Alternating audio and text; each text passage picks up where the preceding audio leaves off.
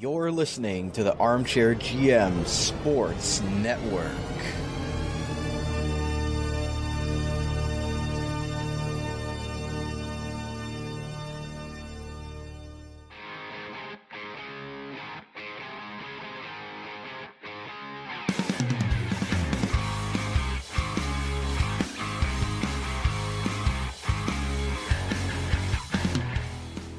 This is Rod Mahood, your in-game voice of the Niagara IceDogs, and you're listening to the Dog Pound Podcast on the Armchair GM Sports Network, your podcast source for all game analysis, team interviews, and up-to-date news regarding the Niagara IceDogs.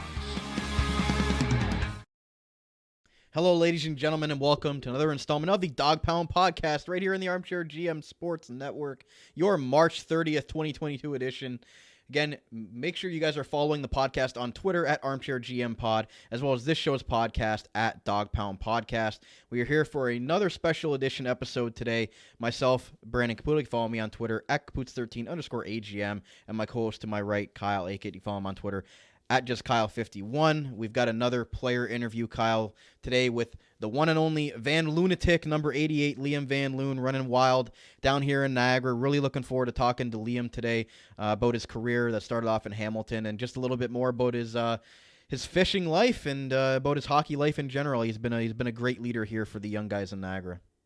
Captain Fish Flops, Liam Van Loon. Can't wait to speak to him and to hear what he has to say about the crazy eerie broadcast that called him Liam Van Loon. I can't wait talking about nicknames, everything, how his time has been here in Niagara, most importantly, how he feels about it, and what's next for Liam, man. He is an overager going into this year, so it'll be interesting to see what he thinks of his career going forward and just his overall time in Niagara. I know we're gonna have a lot of fun with him with a lot of the questions we have prepared for you guys with this interview, so strap yourselves in and get ready to talk or listen as we talk to the Van Lunatic himself. And if you guys enjoy the video version of the podcast, before I get on with the interview, make sure you're hitting that like button, hitting subscribe, and smashing that bell icon for all updates on videos that get released on our YouTube channel. And if you're listening to us in audio form, go give us some love on whatever audio platform you're listening to us right now. As well, make sure you're checking out our website, armchairgmsports.com,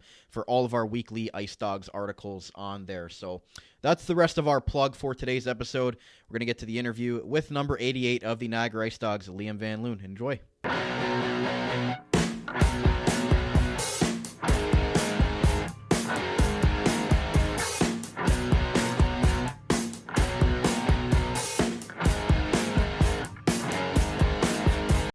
Hello, ladies and gentlemen, and welcome to another installment of the Dog Pound Podcast. On today's episode, we are pleased to be joined on my left there, as you can see him on the screen, by the one and only number 88 of the Niagara IceDogs, Liam Van Loon.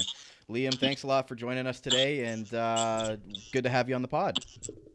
Yeah, thanks for having me, guys. I mean, seen a couple of the clips involving me from the past couple weeks, so thought I'd have to get on here. So let's start off hot there, Liam. You mentioned that a couple of your teammates, Pano Femus and Cam Peters, have been on the show. So I'm going to play a little clip for you to start here from the interview we did with Pano, and I want to get your reaction to it, okay? So I'm going to play a little clip from the interview that we did with Pano Femus, and it's regarding you, so you're going to want to hear this one. I don't know if you've got an opinion on those. Too. Like those fish flops are brutal. I told him I'd pay him just to make him not wear those one day. He thinks they're pretty cool, but I think fish flops have got to go. The fish flops. Yeah, he loves his fishing and all. And I actually got him for Secret Santa, and I just bought him more fish things. Like I bought him some bait. I bought him one of those hats that they have like the sun-covered, I forget what they're called, but it has like the sun-covered ring around it, and it like flops back in the back so you don't get the neck burn.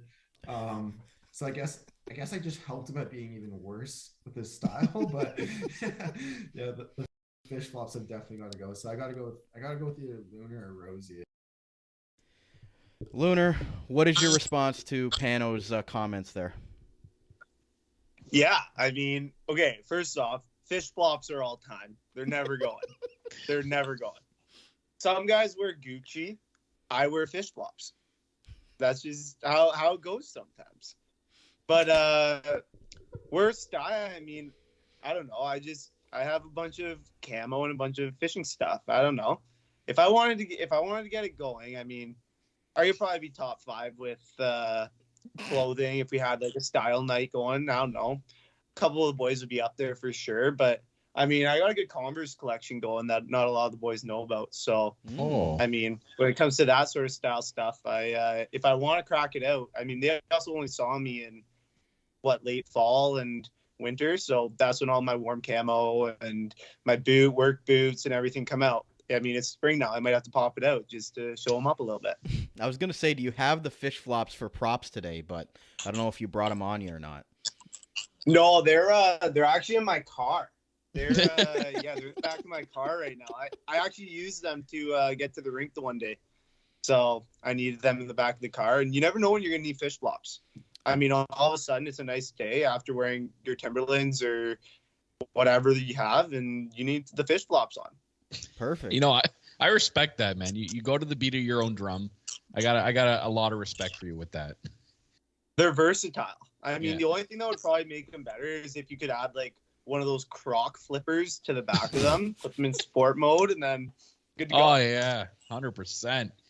Well, as far as that goes, that's I mean, that's your style, and I do appreciate that. But when it comes to other things in the locker room, who's got the best choice in music in the locker room, and who has the worst? Who gets to ultimately pick the victory songs? Because we've been down there outside the room when you guys, after a big win, there's a lot of. It's always a different tune, it kind of seems like. But out of the first side of that question, who do you think has the best music choice and who has the worst? Well, I can't really give a definite answer on that because, I mean, we are always really listening to, like, a couple of the boys' phones. Like, okay. And it's always the same because a lot of the boys just don't really care about what goes on or whatever. But, I mean, in the gym, like, you'll hear on Rambo's phone, he'll have, like, either some form of like mix going on, whether it be like a down back home country mix or one of those big booty mixes, something like that. Other than that, I mean, when it comes to the after the game, it's always the same genre. You just never know what sort of song is going to come on. It can either be like Katy Perry's Firework, or it can go to like classic. Yeah, it can be anything along like those sort of like 2010, 2011 like pop songs that just like are all time. Well, good stuff. We'll get into goal song stuff a little bit later. I don't want to get that over with yet. But so they call you Looner in the room. Do you like that nickname, or do you wish that like maybe you'd rather be called something else? No, I mean, I've actually always been known as Looney, like when I was younger. But because I had I have an older cousin who's my age, and he was really good at hockey too, played AAA going up, and unfortunately had a knee injury that sort of ended his career. Or else if that never happened, I mean, you probably would be seeing another Van Loon in the OHL. But yeah, he was always known as Looner. I was always known as Looney around the family, because on that side we go by nicknames too. It's pretty funny. So, but yeah, I mean, I've heard every nickname sort of in the book. I've had Van Lunatic. I've had Looney, Looner. I actually, the first one they gave me this year was Truck Duck. And they were saying it to me for a week, the coaches, and I had no idea who they were talking to. And then all of a sudden, one of them just tapped me on the shoulder. They go, "You know when we're saying Truck Duck, we're like talking to you, right?" And I was like, "Why are you calling me Truck Duck?" They're like, Van, kind of like a truck. So, and then Loon, like the duck. And I looked at them and I was in shock. Like my brain shattered because it's hard for guys to like make nicknames with my last name because it's 2 words. So you'll always get like a Looner or something like that. But I've never had Truck Duck, and I always hear the same ones, and that just like blew my mind. Yeah, Truck Duck. I don't even know what to say to that. But me either. Like I have no response to Truck. No, it was one of those ones where it's just like out of nowhere, and it was a great nickname. It hasn't really caught on. I mean, I hear it a couple times, but it was right when I heard it, it was unreal. And going off of that, like, what is the worst pronunciation you've ever heard of your name? We heard Von Loon on the Erie broadcast. We've heard Van Loom, like Fruit of the Loom underwear. What's like the worst pronunciation you've heard of your name? Yeah, they're like those are pretty standard. I mean, I don't think I have the hardest last name to pronounce or get right. Yeah, I've actually had Lum. Like I've been called Lum. Lum Van Lum. I've had that. So that was interesting. I've had Van Leeuwen too, but for sure. Yeah. So it usually comes back to like one of the two that you guys have said, like Von Loon or like Von Loon. The Erie broadcast. When we heard that, we were dying. We're like, what? Von Loon? Yeah, it always comes back to those two, and yeah, I mean, but you gotta give them credit, right? Like the things they do during the game, it's their job's no joke. I mean, I have a ton of respect for it, and I mean, sometimes it just happens. So yeah, you know what? I'm gonna call out Pano right now, by the way, because when he gets drafted, we interviewed him a couple of times, and we were calling him Pano Fimus, and he didn't correct us. And I swear to God, Joey even said it was Fimus. And we come here into this year, and everyone's like Femus, and I'm like, did I miss the boat? Is it Femus or Fimus? Yeah, I don't even know. I just call him Pano. Yeah. Or Fimmer. I just call him that. Yeah, that's what he said. One of those two. Yeah, but you take the high road with that, Liam. If people mispronounce your name, but it's good on you. I'm still always calling you the Van Lunatic. That's just me, but we'll move on from that. Sounds good. So are we gonna get a response from you for Panos? I guess I don't know. Are you guys gonna be continued Secret Santa pals? Because you're being known as the big fish guy. And are you gonna be getting more things from him? Do you think, or are you guys is that it for Christmas with you guys?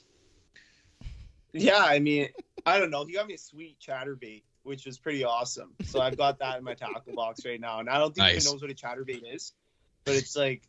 It's the lure that I'll probably use like at least 10 or 12 times if I don't lose it throughout the summer. So that was a pretty good one. But I don't know. Maybe we'll throw a little loophole in there and do like an end of the year Santa sort of thing. Just to like send it off with a bang for the boys.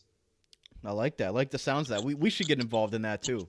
I'd like to get you something fish related. I'm sure I can find something that's pretty out there. But going on, so you guys want to get a part of that? I mean, you never know what to expect in Secret Santa. There's only the price limit, so you never know. You could be getting something good, or you could be getting something outrageous. That's what I mean. Knowing some of the boys in the team, I don't want to be a part of this. You guys can. It's all you guys. I'm sure. I think Cato. I'll chip in on the fish gift for you. That's about it. I think Cato would give the worst gifts, but that's just me. But shout outs to Landon. Wow. I'm just kidding. I'm messing with Cato. But so like no, Cato had a couple good gifts going. He was good. He's a good gift giver. That's good. He's a good. You gotta give him props. He's good family, so I would hope so. But where did like the love of fishing come from? Like, did you just grow up loving fishing, or is that something that you've kind of grown into? Like, did you start getting into it like when quarantine happened and couldn't do anything else besides maybe go outside and fish? No, it's been my whole life. I mean, there's pictures of like my great grandpa and my grandpa together, like holding salmons and trouts and pikes, and it's sort of on that side of the family. It's actually pretty funny because both sides of my family are like polar opposites. My mom's not from Canada, so her family, she's Latin and she's from South America or Central America. So that side's like super proper, super strict, like it's super family. And then you get to the other side and all of a sudden we're ripping around on dirt bikes, and it's you find a kid up 10 feet in the tree out of nowhere, and you're fishing when you're 3 and you're learning how to shoot a crossbow and sight guns and everything like that. So it's just not redneck, but it's like just country. Like that side's super country and out in Dorchester, and it's a ton of fun. But I'm pretty lucky to have both sides of that. But back to the question, I mean, yeah, it's been part of my family forever. And as I got older, I've gotten to respect it a lot more. And as I guess got way more into hockey, I sort of used it a lot more as a release from just all the stresses of the game and some of the pain and just stuff like that. Just if I ever need to go get my mind right or just forget about life for a little bit, I just hit the water. And you never know, like there's some trips where I'll get out there and it'll be 8-hour days and it feels like it's an hour. So it's I think I use it as a really good tool just to release and refine myself.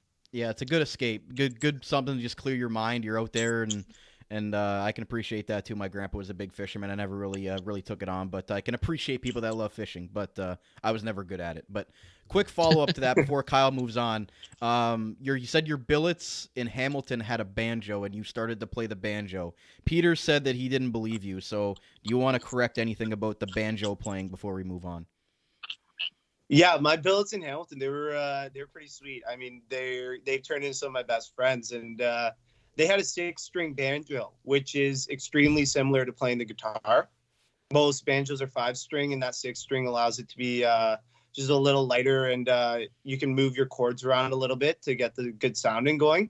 So yeah, that 6-string banjo, I can do pretty decent, and that's why I actually learned the guitar, because the strings are so much closer. So if Petey ever wants to get a 6-string banjo out, I can shred it a little bit for him. Yeah, he's you got heard some. it here, Petey. Get your going. Well, you swore in the podcast again. Yeah, don't worry. I got to beep it out. Yeah, Yep, you'll have to edit that out again. I did it the last interview too. Yep, but no, Peter's. Yeah, I mean he's got a lot of time on his hands, so maybe you should teach him how to play the banjo, Lunar. I don't know, but we'll see. Yeah, I'm blaming Zen and Konopka. That's all I'm gonna say. Well, I have a pod. On what?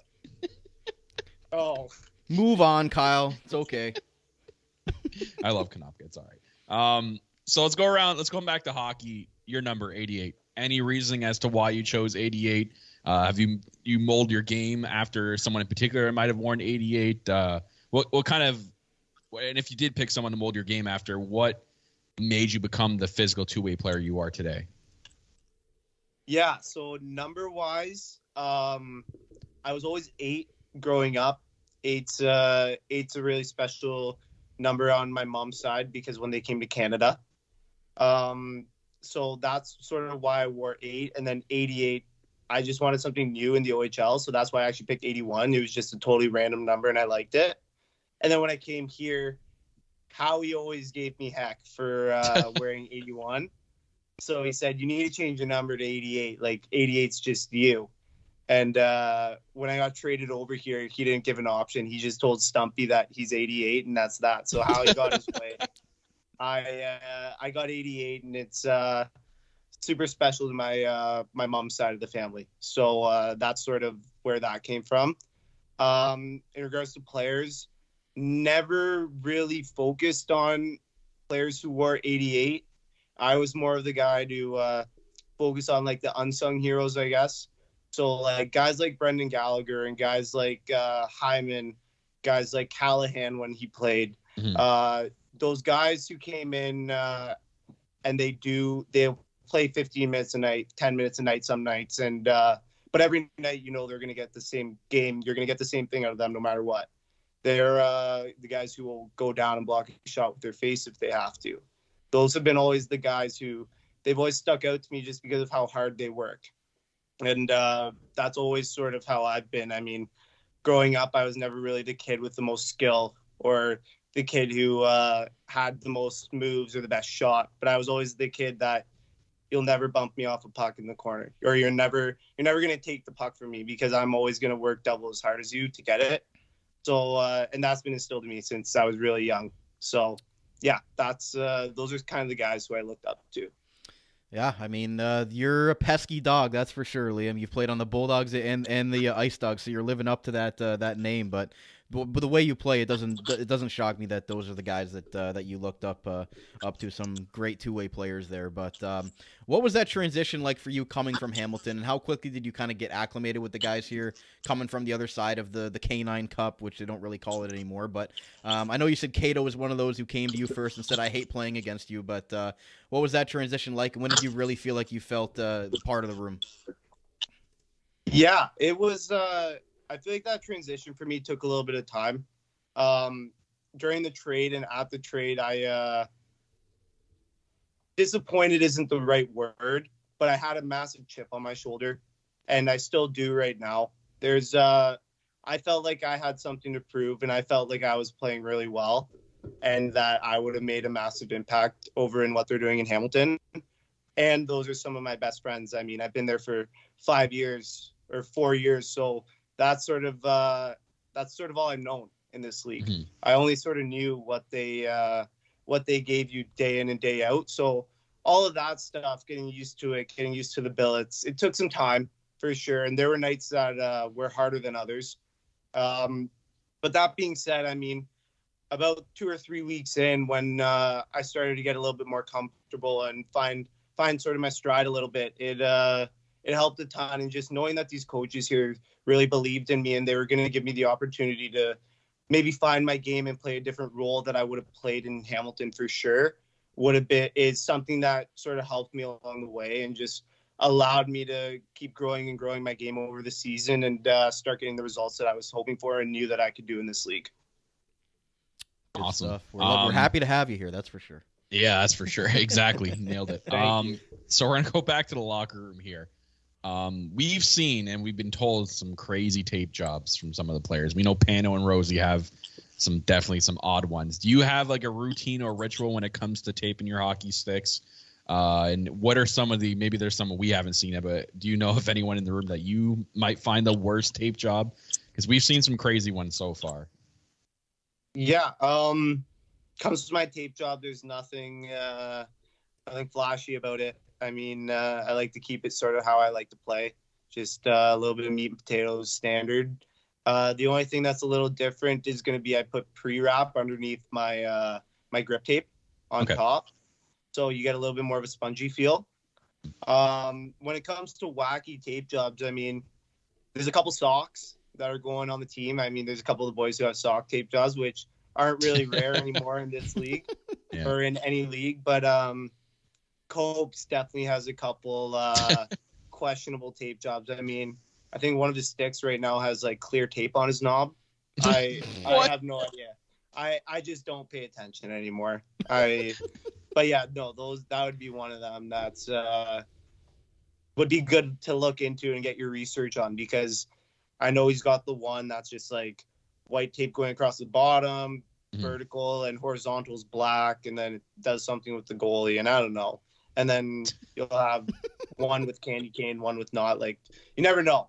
It's right. But that's one that you guys can do a little bit of research into and sort of figure out. Okay, Juan Copeland. Besides his great picture on when he scores is the, gotta love that. But yeah, we'll have to do some investigating and see if the stick police will have to see if Juan Copeland needs to go to court or not. But moving on from that, again. We're about you got here about midway through the season. You asserted yourself as a strong leader right away and a guy who they look up to in that room, obviously. Do you embrace the leadership role in helping those young guys along? Because you're obviously not shy from making your presence felt and keeping the mood upbeat with the guys. Is that something that you really take pride in and wanted to do once you got here? Because obviously you were used to winning in Hamilton and wanted to instill that same culture here. Yeah, I mean, in Hamilton, they're not shy about when you're young, sort of finding your spot and embracing yourself as a leader. I mean, when I was there as a 16-year-old, I got to see so many great leaders. To name a few, I got to see Justin Lemke and Robert Thomas and Mackenzie Entwistle and Matt Strome and Brandon Sage, and the list goes on. I've gotten the opportunity to play with so many just great leaders and great human beings off the ice. So yeah, that when I was 16, sort of being able to look up to those guys surely helped, and the impact that they made on me, they probably don't even know it, but even some of the things I do now to this day are things that they just sort of did every day and taught the young guys that when they had the chance to teach us. So yeah, that the opportunity just to be around those guys was amazing. And I mean, coming in here, I sort of just wanted to embrace sort of everything I've learned throughout the league because the team is so young. I mean, I always say if there's sort of one thing that they can take away from me, or they can learn, whether it be a skill I do or how I carry myself off the ice, the things I do in the gym, anything like that. If they can take away one thing going into next year, then I know I helped them get better. And I know that when they're in this position, these guys are going to be able to embrace it a lot more and be a lot more comfortable with it because they've seen guys like myself, Cato, Betsy, Enzo, Petey go through and be able to embrace his leadership a lot more. Yeah, and to kind of elaborate on that, this being a double cohort draft class for a lot of teams and being a first for a lot of teams, things have not really gone the way everyone kind of hoped this year in terms of the win-loss column with the IceDogs. But the last 2 weeks have been an insane turnaround for the group, playing a very as a successful unit. How do you guys keep – how do you keep the room upbeat and positive to finish out this season to, fight and claw for that last playoff spot? Yeah, I mean, I think these guys sort of understand that nothing is ever given in this league. I mean, a lot of them, they saw it at the beginning of this year with maybe some guys who aren't part of this team anymore, who had the opportunity and for whatever reason it might have been, just aren't a part of this team anymore. And I think now they're sort of starting to embrace that and understand that next year is going to be a year for a lot of them that they're going to be looked at as those leaders and those guys to be able to welcome this new group in and be able to show them how to act in the gym, how to handle yourself off the ice with the media, how to do all of these things that are super important that are going to prepare them ultimately for the game day and how to handle this league, because this league is no joke. It's one of those leagues that you've got to be able to grow up quickly in order to play in. And I mean, I think that's been one of those things, and just being able to have this group come into the rink every day and remember that it should be fun. This place should be a place where you're smiling all the time. You don't need to worry or you don't need to be scared of everything that's around you, because you're here for a reason, and that reason is to make this team better and for you to ultimately have the success on the ice that you hope.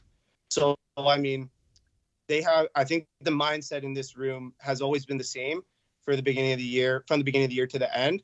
And guys, it's now starting to click, and we're now starting to see the results that we want to see with such a young group. Yeah, I mean, you could definitely see the teams playing better as a complete unit, and you guys are coming together more. And like you mentioned, there's so much youth in that room that it was just it was going to take some time, obviously, and the growing pains of a long season. So you hit the nail on the head there, Liam. But again, what's been the biggest key for you as far as like your success? Because you've been on a goal tear since coming to Niagara. You've got 19 goals, 10 assists in only 35 games here in Niagara. All career highs for you in such a short period of time. How much confidence are you playing with right now, knowing that you're one of the catalysts on this team that generate offense anytime you're on the ice? Yeah, I mean, for myself, I think mentally and deep down, I always knew that I had that ability to be able to be a force in this league and sort of be able to take over whatever situation I might be thrown into. But I have to give a lot of credit to these guys on this team and to the coaches. I mean, the coaches, first off, have given me so much confidence, and they've been able to bring out parts of my game that I've always wanted to bring out with opportunities that maybe I would have never gotten in Hamilton. So that being said, I mean, these guys every day, they're allowing me to sort of look at the game in a different perspective and not forget my roots and what make me a great player, but be able to build on those roots and maybe form a couple more roots that are going to help me be more versatile at the next level, which I hopefully will be able to get to. And then with the guys too, I think just having them look up to me and having them be able to be comfortable around me and know that they can ask me questions, but they can also give me that puck and I will make a strong play and I'll make sure not to make them look bad. Things like that, and being able to just show them and lead by example and have their trust, it goes a long way in this league. And I mean, I couldn't do it without them. There's more than just myself on that ice, and there's more to those goals than just the number. So you always got to look back at the sort of who's there with me, and it's always going to be those guys, no matter what. So it's a great attitude to have for sure. Exactly. And to touch on your roots a little bit. So we know you're from London, Ontario. You grew up a London junior knight. Were you one of those dreaded Knight supporters growing up? And it is a touchy subject for IceDog fans around here, because if you remembered in 2012 and 2016, London beat out Niagara in both those times to go to the OHL championship. So Were you a London Knights supporter, or was your mind somewhere else and just kind of making the OHL? No. No matter what kid from London you ask, if they're lying if they tell you that they're not a hardcore Knights fan.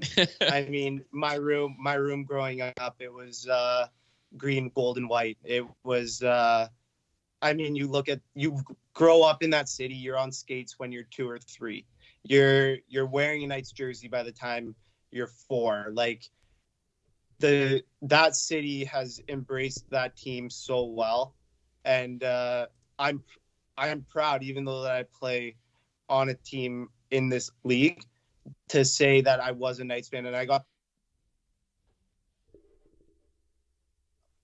And being able to grow up and watch Marner and Dvorak and Horvat, and just to say a few, the list can go on. It's something special. And I mean, that city, like I said, you just embrace it right away.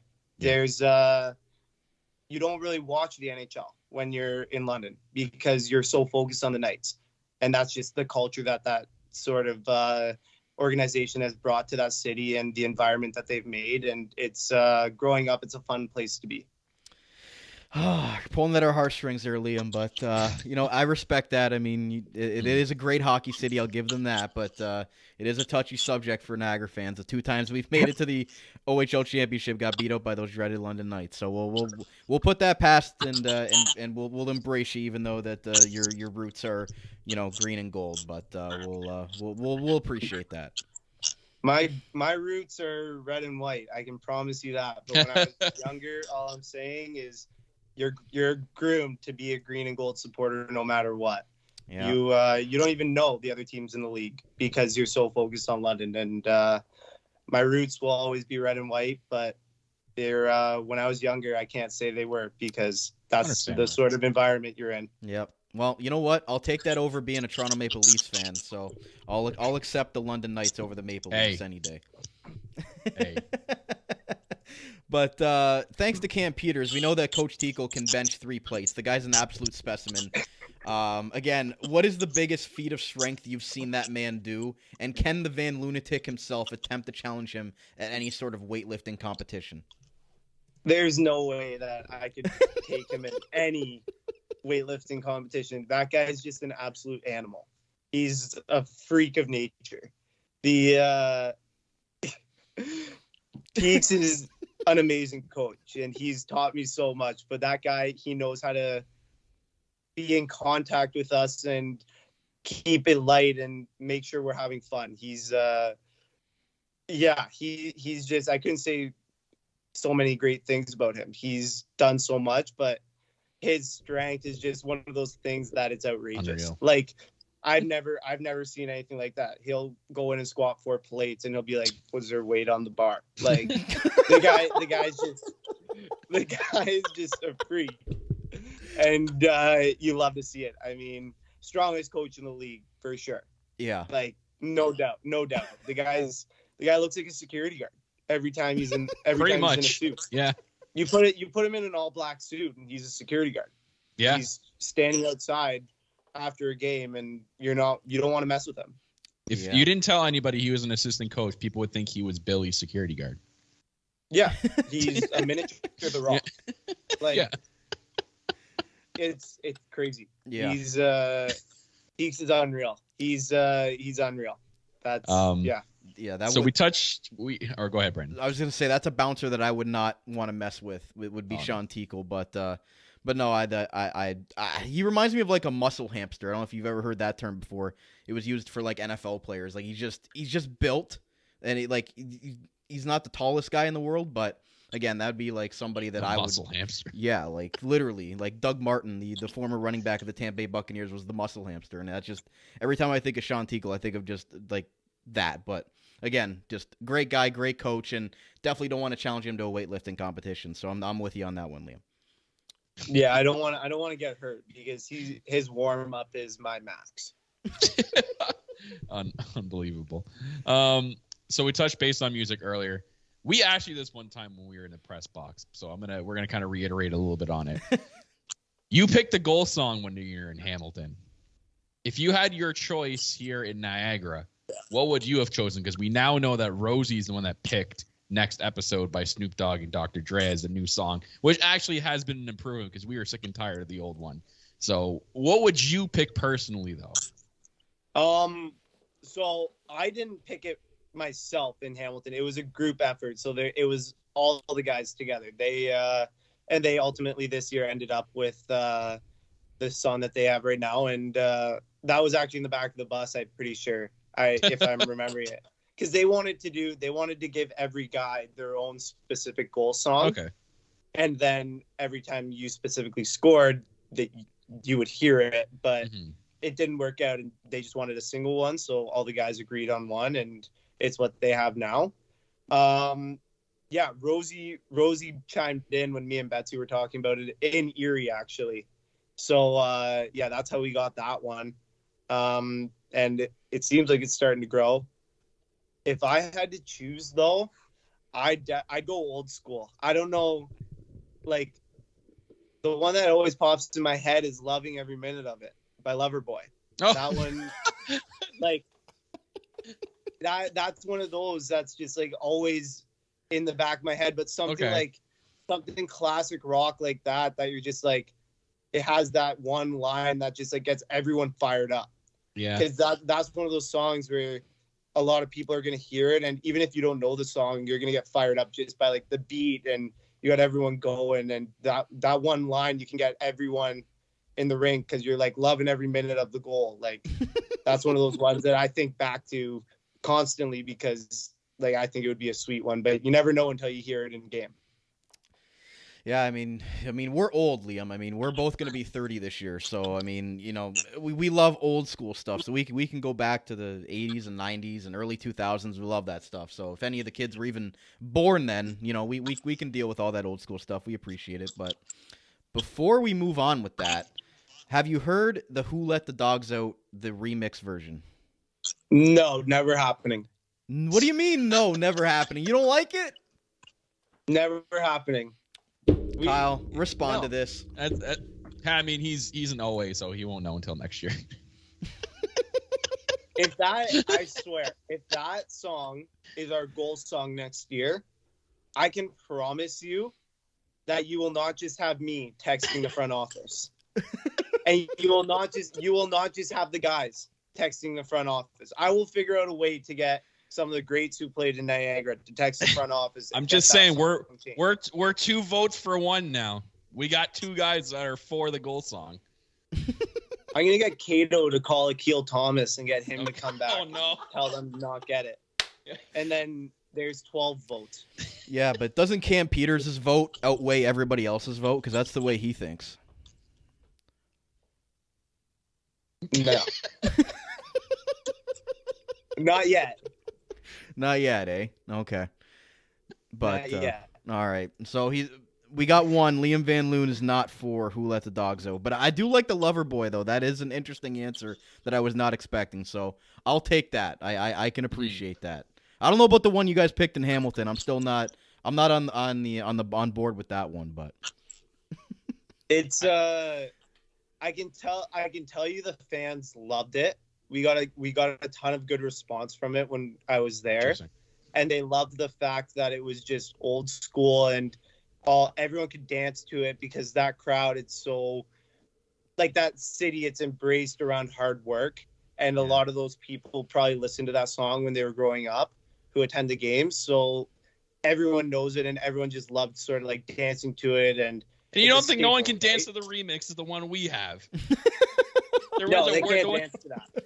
I hope you're not thinking of the original songs. This one's a techno remix. Okay.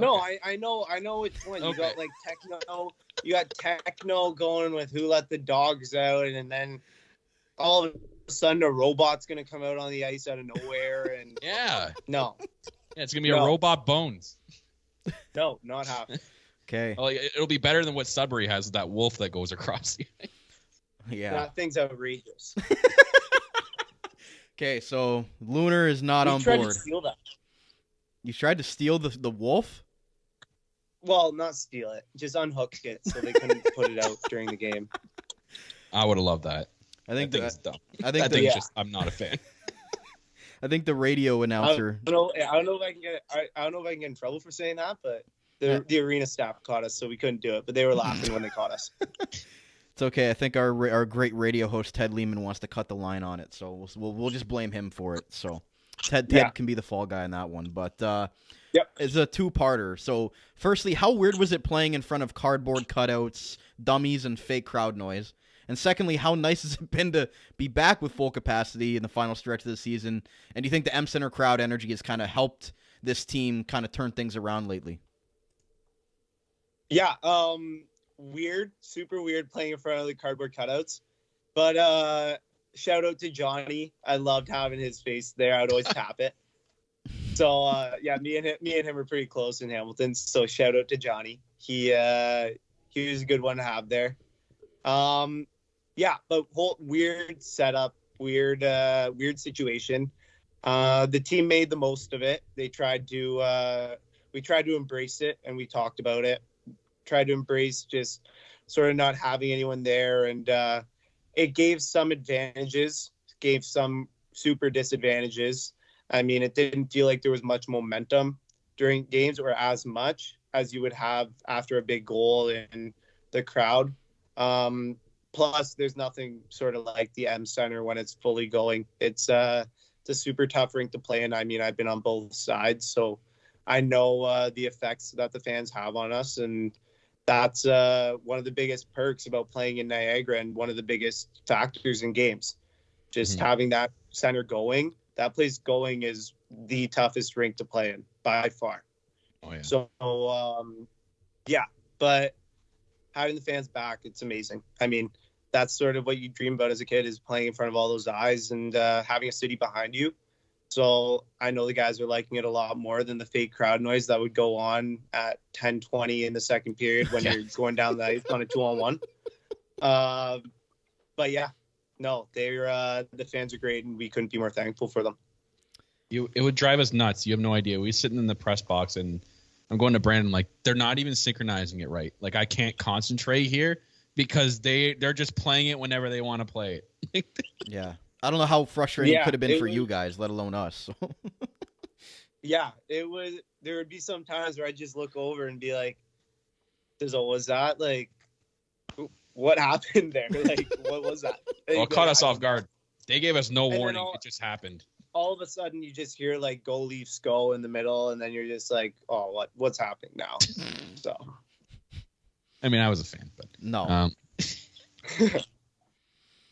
Oh, so this is off topic. It's not even a written question.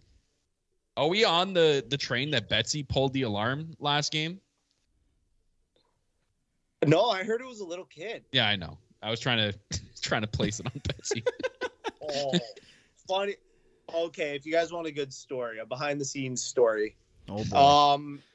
Yeah, I wasn't playing, obviously, but I walked into the rink today and I looked over at, you know how we have like the glove dryers?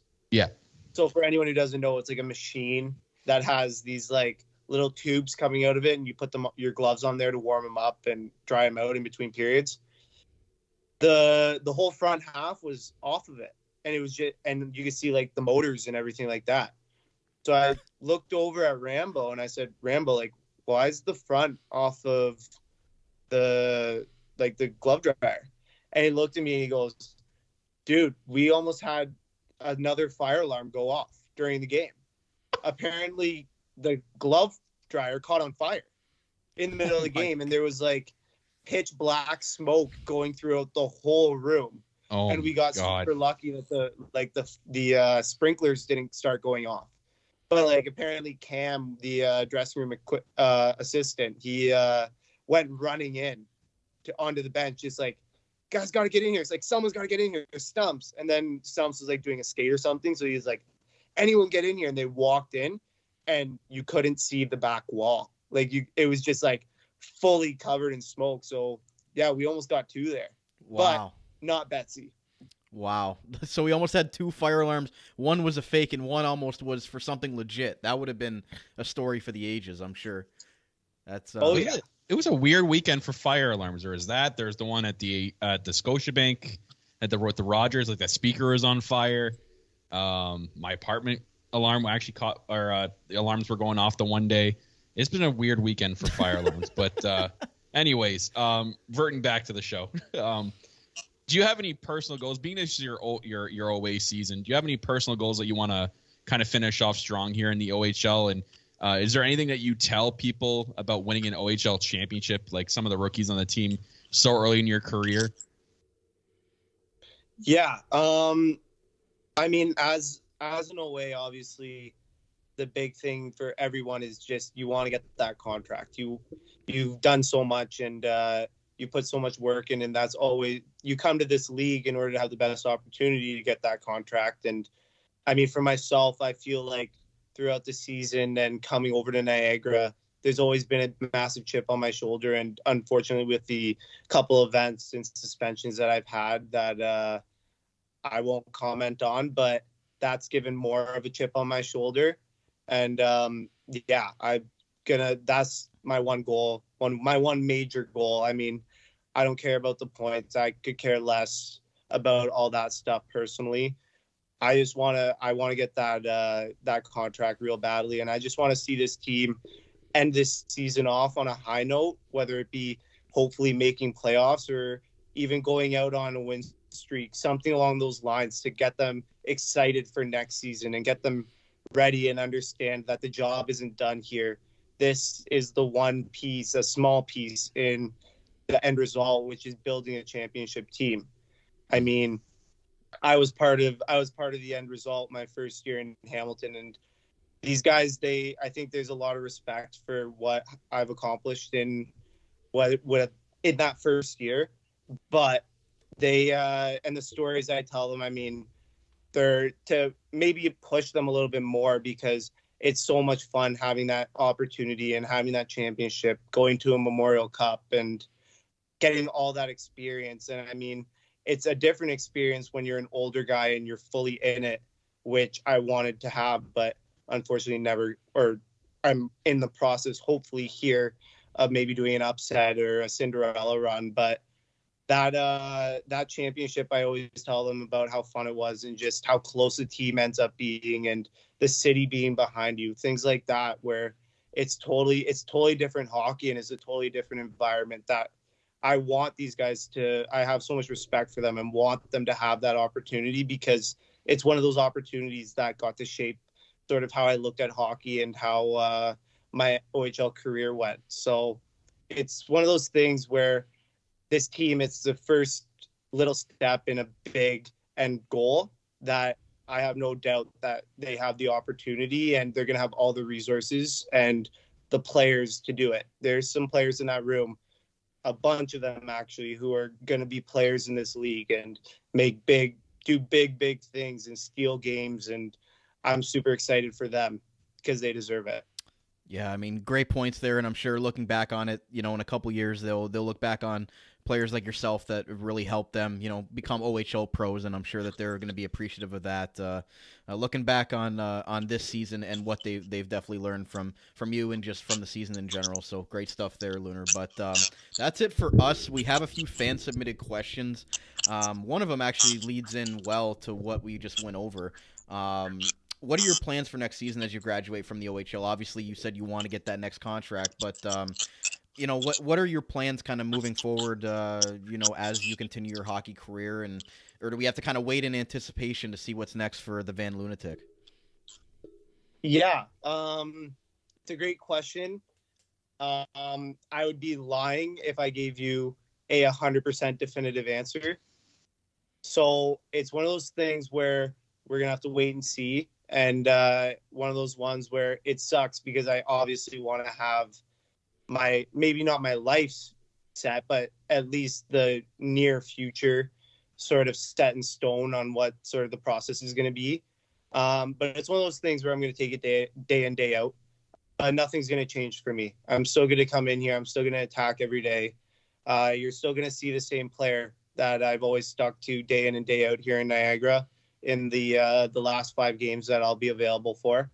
And hopefully it'll be really good news in the next couple weeks. And I can come back on here and sort of share it and thank everyone for everything they've done here. But until then, It's going to be a waiting game, and it's going to be hopefully having another opportunity to show what I have and a team taking a chance on me. Little teaser.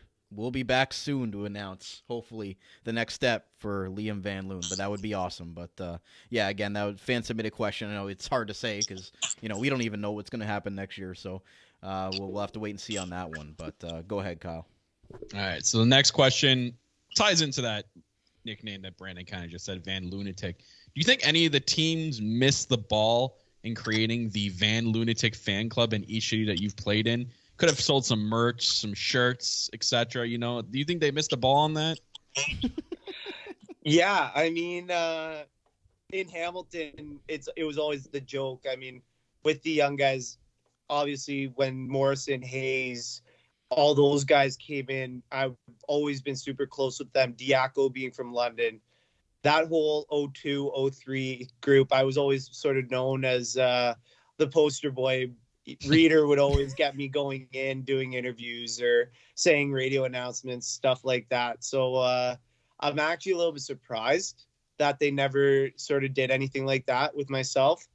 But obviously we had other players like Nursey got his hats, Stromer got his shirts, Twisty got his shirts, all those things. So I mean, at the time, those are the guys who are the not main priority, but main selling points for that front office. And you're sort of waiting on your fourth year, third year, fifth year to have that opportunity. So it's paying your dues, I guess. But I mean, I think it would have been cool. I mean, I know my family would have loved it. They definitely would have bought it.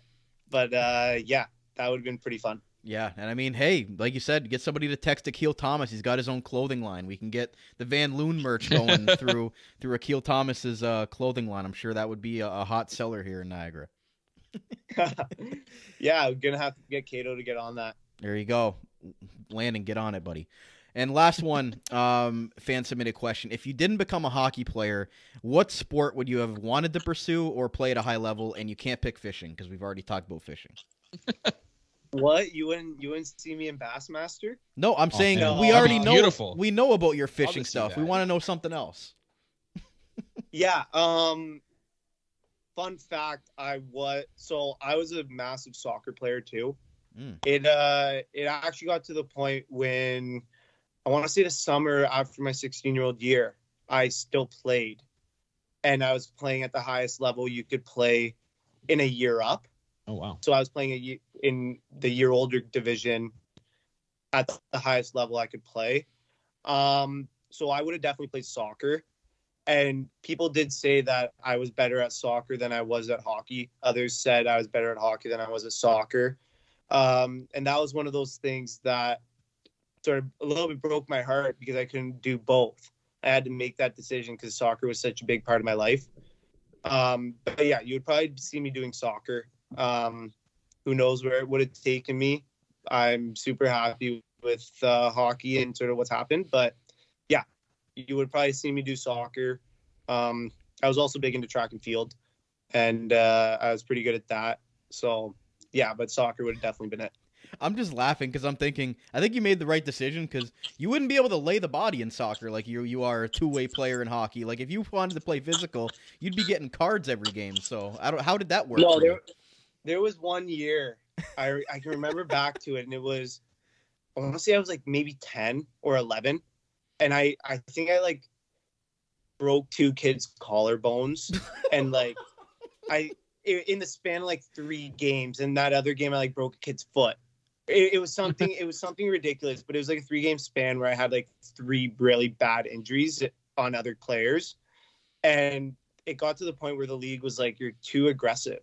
In like, because some games I was just like, if there's 3 minutes left and we're up by 1 goal, I just take the ball to the corner and I just reverse hit kids, and it would just be like, it would be kind of like them flying everywhere, and I was a striker, so they'd like do a through ball or do a nice little play, and I would get like a little bit of area 50-50 run, and I wouldn't hold back. I just go shoulder through them. But that year, I think I had like 8 or 9 yellow cards and like 2 red cards in the span of like 11 games or something ridiculous like that. So yeah, and that's why I ended up playing with the older kids, just because the older kids could take it a little more and they're a lot bigger than me. So it was a little bit more of an advantage because I played so physical in soccer as well. So that's sort of why I did that. But yeah, that was the little throwback story. I like that, but again, I think you made the right choice because I don't know if you could be getting a red card every game and still being able to play. And again, with the way that you play, I don't know if that would necessarily work. He could have been making history. He could have been on Team Canada's team that's going to the World Cup now. There you go. Yeah, great moment for men's soccer. But Kyle, do you have anything to add before we wrap up with Looner today? No, it's great talking to you, Looner. I'm sure we'll see you more at the rink the last couple of games and hopefully back on the ice soon, man. Yeah, for sure. I mean, thanks guys for having me. And if ever you need any stories or anything like that, I'm always there and I'm always willing to talk. So yeah, thank you guys. And we do appreciate everything you guys do for us. So huge thank you. Good stuff, Looner. Thanks so much. I was going to ask you if you had any questions for us, but we're not important, so you don't have to ask us anything. But again, what's the deal with the Sabres hoodie? Yeah, let's go. That's a great question. I'm a Sabres fan, unfortunately. You opened yourself up for that one. Well, I mean, come on. I'm a Sabres fan. That's why I didn't like the Bruins stuff. That's why I don't like the Leafs. It's just something Sabres fan with a Thornton name bar in the back, and yep. I can't even tell what's in that corner. Well, Marcel Dion's a good friend of mine, so I had him sign a banner, and Dominic Hasek's on the other side, so Sabres legend. But okay. But no, I love Joe Thornton, so I like the Sharks as well. So I like two teams that have a combined 0 Stanley Cup. So I'm doing real good for myself. Good old St. Thomas boy. Yep. Good old St. Thomas boy. Yeah, exactly. But no relief, Joe Thornton. Hey, you know what, Looner? If you want that contract, I can reach out to the Sabres. Maybe I can see what they can do. Wow. But, I need some help. And then what's the deal with the WWE belts behind back there? Big wrestling fan, big wrestling guy. You and Reader get talking about that when he's down? No, I actually never talked to him about that. I don't think I've ever met a bigger wrestling fan than Reader. So well then, we're gonna have to chat. Yeah, I don't think I've ever met a bigger wrestling fan than Reader. Yeah. You might have to get him going on that. He'll love it too. 100%. Oh, Reed Duthie, what a guy. But Liam, thanks a lot for coming on and giving us like almost an hour of your time. And again, we hope something comes down the road, and we'll hopefully best of luck in whatever happens with your next step in your hockey career. And we've enjoyed having you here in Niagara. You've been a big influence on some of the young players and a fun guy to cheer for. And they used to boo you here in Niagara. Now they're saying Looner. So again, it's been a big turnaround, but it's great to have you here. And thanks again for coming on. Yeah, thanks guys again. It's been awesome. There you have it, ladies and gentlemen. What a great interview with number 88, Liam Van Loon, or AKA Truck Duck, that we found out during the interview. What a weird nickname. One of his nicknames, but Kyle. Next time we see him, I'm gonna be like, "Yo, Truck Duck." Yeah, I don't know about that one. I'm still the Van Lunatic all the way for me, and I'll always be one of those. But again, Kyle, some great stuff from Liam. Doesn't care about the points, just wants to get the guys ready for next season. Obviously, he wants that next pro contract that he's really striving for and wanting to finish out the season strong. And some of the great leaders he learned from in Hamilton, him growing up and winning an OHL championship with them. Just great insight from a great guy and a great leader in that locker room for those kids. Yeah, you said it right there. It was just awesome to hear about what he's got. A lot of leadership qualities I like, and that was definitely a thing that they definitely seen in him before making the trade for him earlier in the year. So great chat with Liam. Very, very good chat with him, learning a lot about him. So I was very impressed with that. And you know what? Wish him nothing but the luck going forward, and I do hope he does get that contract that he wants. Yeah, and again, he doesn't want to toot his own horn, but he's had 19 goals since coming to Niagara. He's been absolutely on fire, so we want to see him back on the ice soon here. But folks, that's going to wrap it up for today's episode of the Dog Pound Podcast. Right here on the Armchair GM Sports Network, your source North American sports coverage by sports fans, for sports fans, delivered to you right here in the beautiful Niagara region. As always, I'm your host of the Dog Pound Podcast. My name is Brandon Caputo. Follow me on Twitter at Caputs13_AGM. And you can follow my co-host Kyle Aikett at JustKyle51. Make sure to stay up to date with all of our YouTube content and all of our audio podcasts on demand on whatever platform you're listening to your podcasts at. As well, find us at our website, armchairgmsports.com, for all updates and all things we post on our website as well. Make sure you're following this show's podcast at Dog Pound Podcast. And a big thank you to all of our great sponsors and all of our great fans for tuning in and listening along for this episode. Once again, this has been the Dog Pound Podcast on the Armchair GM Sports Network. Bark, bark, bark. Go Dogs, go. And talk to you guys again very soon. You're listening to the Armchair GM Sports Network.